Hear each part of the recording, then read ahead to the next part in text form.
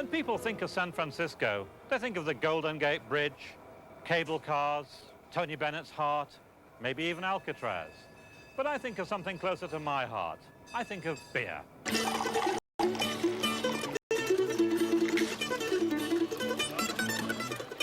There's been a blossoming of beer and brewing in California.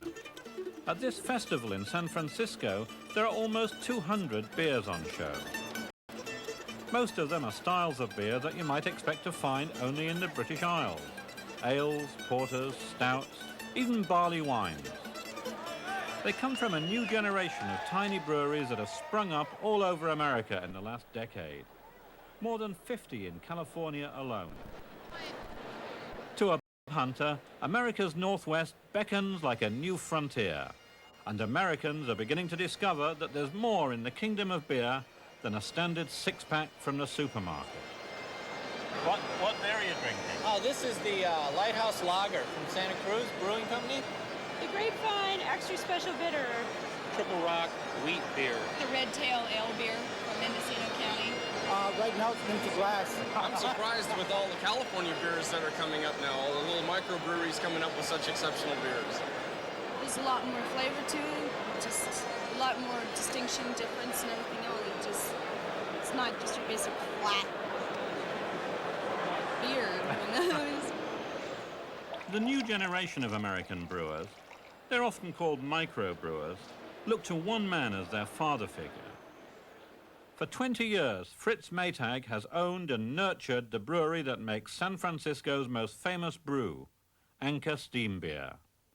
It may seem an unlikely mission for a man who studied American literature and then Japanese at Stanford. But this is California, and it was the 60s. Back in August of 1965, I used to hang out at a wonderful place called the Old Spaghetti Factory, where they had Anchor Steam Beer on draft only for many years. And I went in and ordered a beer, as I often did, and the owner said to me, "Fritz, you know, the brewery's going bankrupt and they're going to close. This could be your last beer, and it's a terrible shame. And as a matter of fact, you really should go down and see it, because you would like that kind of thing, and it's going to be gone. And now's your last chance. They're closing on Friday." There had been an Anchor Steam Beer brewery in San Francisco since the mid-19th century. By the mid-1960s, it was in reduced circumstances, eking out a meager existence under a motorway flyover. I looked around, and it was a charming little, old, very poor, not very clean little building with one person running it, literally just on its last legs. But I found it to be intriguing that it was an entity and that it was a local thing. It was a real local entity, and the idea of saving it appealed to me from the beginning. The brewery could be bought cheaply enough, so Fritz made a small sacrifice. He comes from a wealthy family who make washing machines, and Fritz sold some of his shares in the family business to buy Anchor Steam. That was the easy part. It took 10 years to make the brewery viable. Fritz brewed the beer himself, worked the bottling line, made deliveries, and every one of his team was equally adaptable. Eventually, the brewery was breaking even. Why did you decide to move from under the freeway? Soon after we were in the black, I realized that I could do that I probably could do what I had always dreamed of doing, and that was to buy a building that would be our own, that we could make the way we wanted it. Eventually, all the pieces did come together, and Yes. you got your dream. Yes, we did. We put it together, and it's a beautiful brew house. You want to? Should we take a look? Yeah. This is the brew house that we finally put in that we love so much.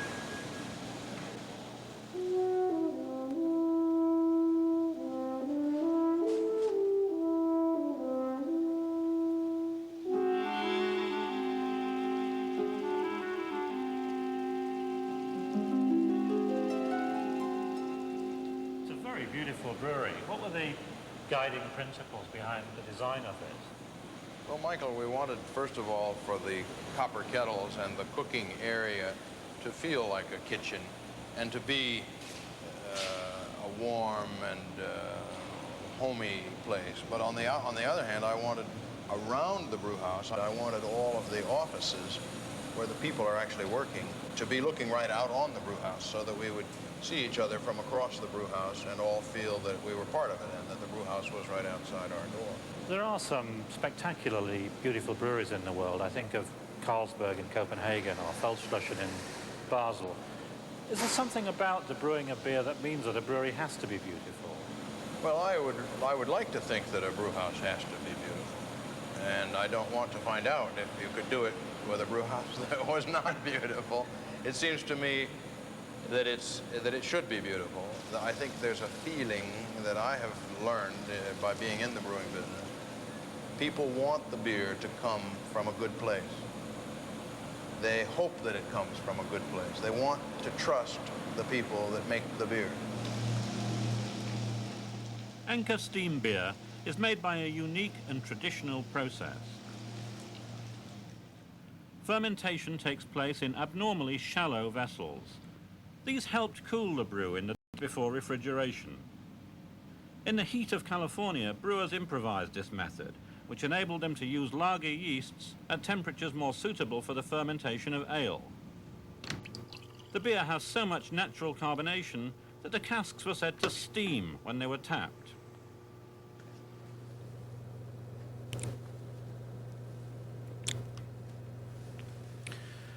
This is Anchor beer. It's a firm-bodied beer with a clean maltiness and especially a very assertive hop character.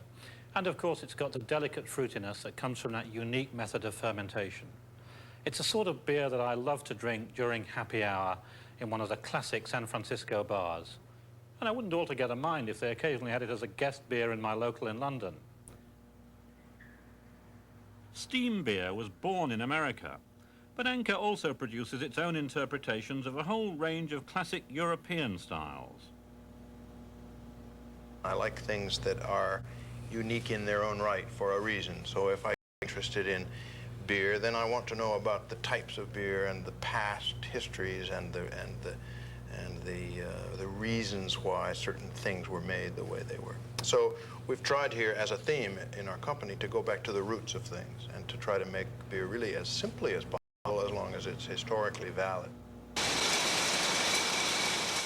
Anchor Steam is a business. Its beer has to survive in one of America's most competitive consumer markets. But sometimes there's a distinct whiff of utopia about the place. A strong spirit of community is fostered among the workforce. And this spirit extends beyond the walls of the brewery. Dave Morey with you at 104.5 KFOG, San Francisco's home of classic rock and roll.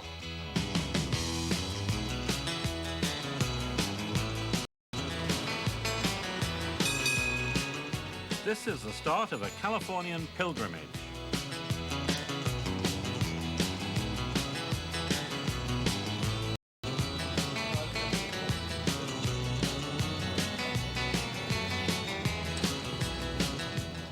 Every year, Fritz takes a party from the brewery on a journey to witness the beginning of the barley harvest. One farm, in fact one field, is chosen to supply the barley from which the brewery makes its vintage-dated Christmas ale. It's terribly important that in our company we not make the mistake of having a factory attitude or becoming a mass-producing company. I want our whole company to participate in that sense that there is a risk with the harvest, and that the supply of our raw materials doesn't just come from the telephone, it comes from the season, from this season and this weather and this situation. It's well over 300 miles from San Francisco to the farm at Tule Lake, near the Oregon border. On their way north, the brewers pass through the heartland of California's other great drink, wine. I don't care if it rains or freezes, as long as I got my plastic Jesus sitting on the dashboard of my car. Going 90, I ain't scared, because I got that Virgin Mary sitting on the dashboard of my car. Fritz himself owns a vineyard in the Napa Valley. Which is the love of your life, beer or wine? No, beer. Why is that?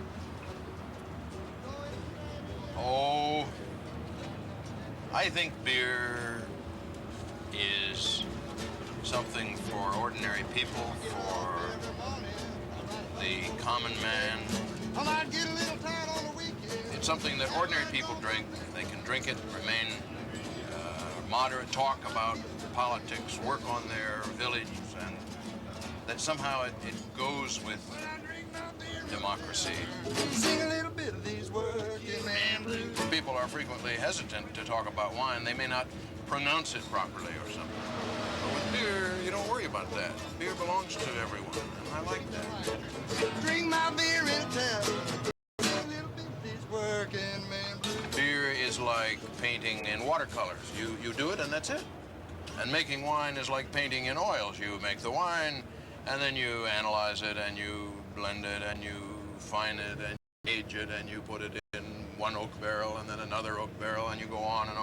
And then finally you bottle it, and then even then you say, well, please don't drink it for 5 years. But beer really, almost entirely, is something you brew it, and that's it, and then you drink it. Very fragile. Hello? Hello? What can I get for you? What do you have that you brew here? We have 3 beers that we brew here on draft. We have a wheat lager, a golden lager, and a dark lager. Okay, I'd like a dark lager, please. These days, there are few better places to find a good pint of beer than the Napa Valley. Establishments like this are beginning to pop up all over American wine country.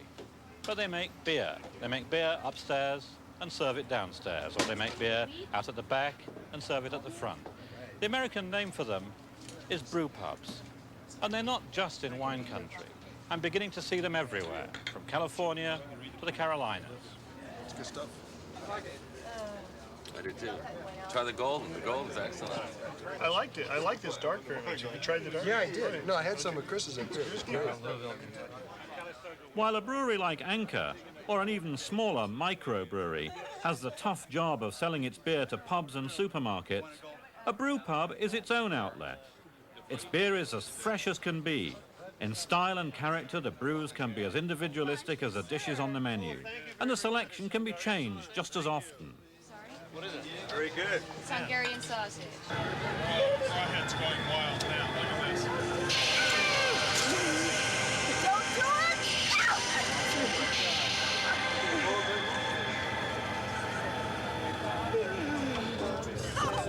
Everybody see me. She's 20 in the waist, 30 in the hip. She got a long black wavy hair and ruby red lips. She's tough. Oh, she's tough. My baby's tough. She's rough and tough. What is she? She's tough enough. I think there's been a dangerous closeness to having beer almost become a commodity in our country.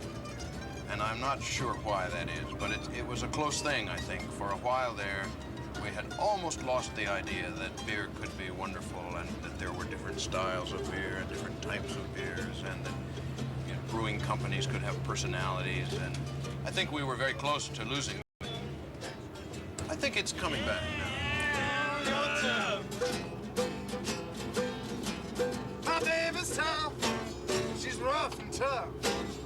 How rough, huh? Well, I'll tell you how rough. She's tough enough.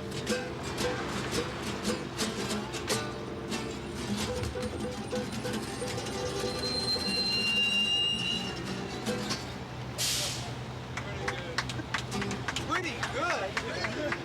Jesus. What do you want for free? Further up the road in Mendocino County, the Hopland Brewery commands a special place in the hearts of the new generation of beer fanciers. Find a red tail ale, please. And two of the blues. The brewery and tavern sit on the main street of a town which used to be the center of a hop-growing district. This hop garden is maintained for nostalgic reasons. Today, America's great hop-growing regions are even farther north, in Oregon and Washington. Do you have a bathroom on the bus also? Yeah. Oh, yeah, okay. As long as you got a refrigerator. And a refrigerator. You've got a long bottle with an oval that's going the long way on it. That's the hardest thing to do. Well, like we've done a lot of work with that piece of, with the paper and It's like our barley wine bottle. yeah, right. Well, I really like the label on the little bottles you guys brought by the brewery. Really well for us. The six-packs are going out like wildfire. The Hopland Brewery is both a brew pub and a microbrewery. It was one of the first brew pubs in the United States, but it also traces its history to the very first microbrewery, New Albion.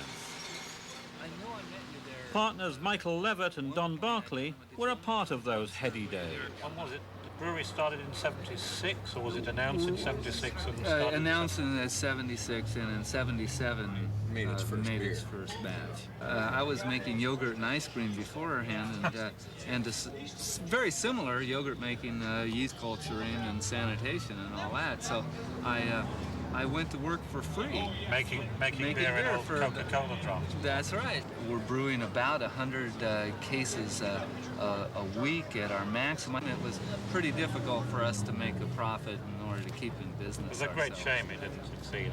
I don't know about succeeding because we're using the same yeast strain that we developed at New Albion for all of our products here. So And this beer really is a descendant it's of the first son of New Albion. son of New Albion.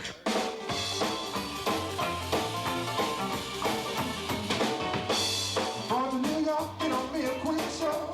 Try to make myself from all that gold. Oh, I tell you what, I'm born to New York.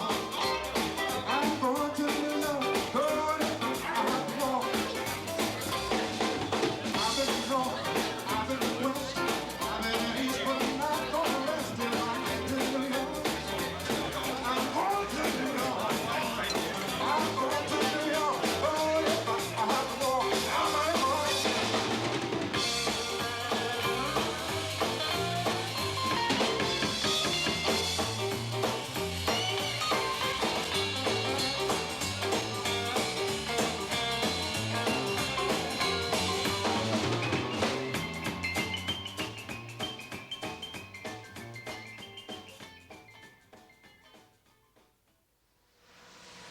Good morning. 5 minutes after 11 o'clock.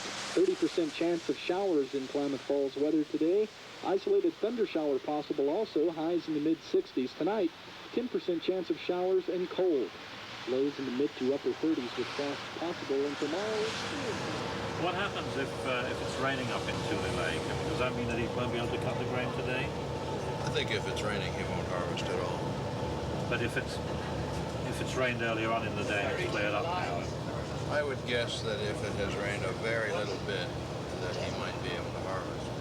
It has a lot to do with the fact that we're going to malt the grain very quickly. Normally, if it was just barley that was going into the system, it, I think, might worry more. We know we're going to take this immediately down to Great Western and have it malted for us because we need it very soon.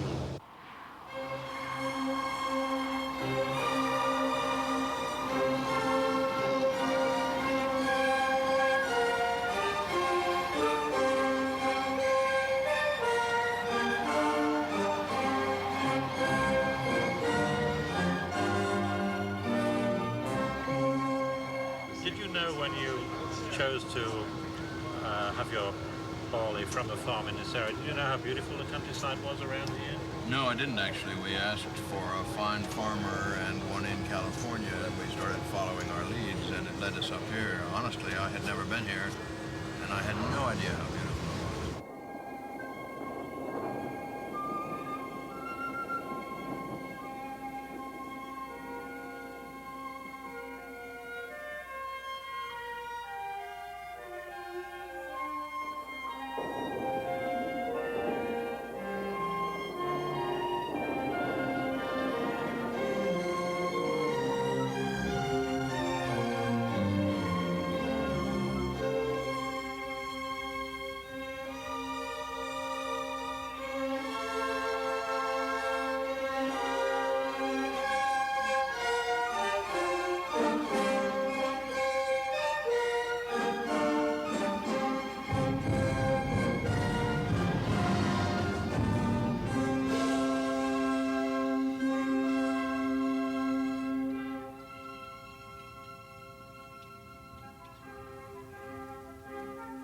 There were too many whitecaps. You could see it out there in the groves and the streaks. I see. You So can see the it. little white areas indicate that it's not turned over yet? Has not been down? It's not bent. When it's bent over like this, that's a sign that the field is just on the edge of ready. Is that right? That's right, yeah. Yeah. Like that head right there, Yeah. that is perfect. Perfect. I think it's ready to go and should make awful good beer. Wonderful.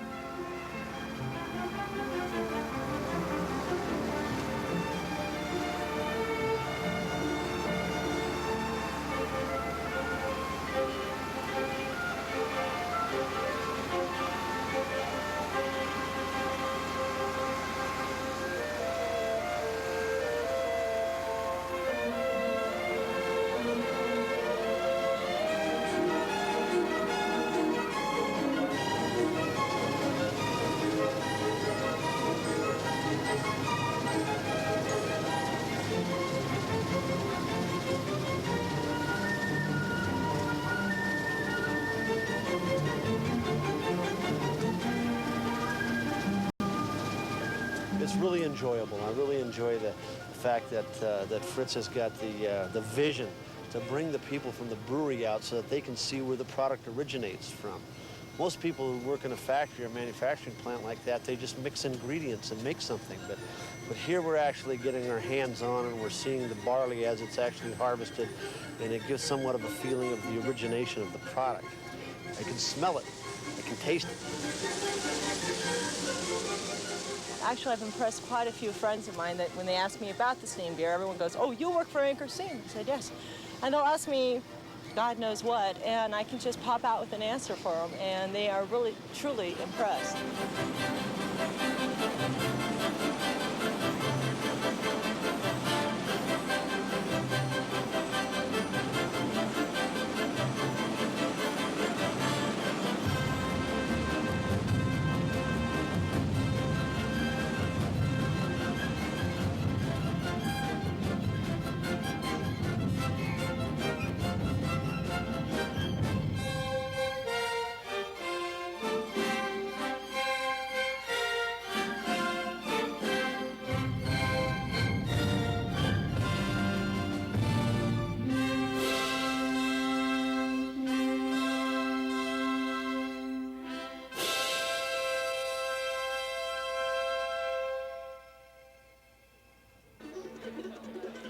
When Americans have an idea, they give it all they've got. Other brewers care about the varieties and the geographical origin of their barley and hops. A few have even begun to specify it on their labels. But none anywhere in the world goes to quite the lengths of Anchor Steam and Fritz Maytag. Well, you've got another vintage on its way. Yes, sir. It's been a great time, a great evening. It's a very elaborate thing to do, though. I mean, is it really worth all the trouble? Michael, it's not that elaborate. We've come up to the country, to the harvest.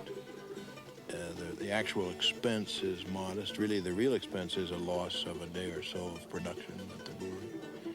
But the value is unbelievable because it gives us an identity with our Christmas ale that relates to an actual farm. And I think when our brewers put the malt into the mash tun and they remember that that's the stuff, there it is. It gives our company something that's hard to duplicate. Well, I look forward to drinking that something that's hard to So do duplicate.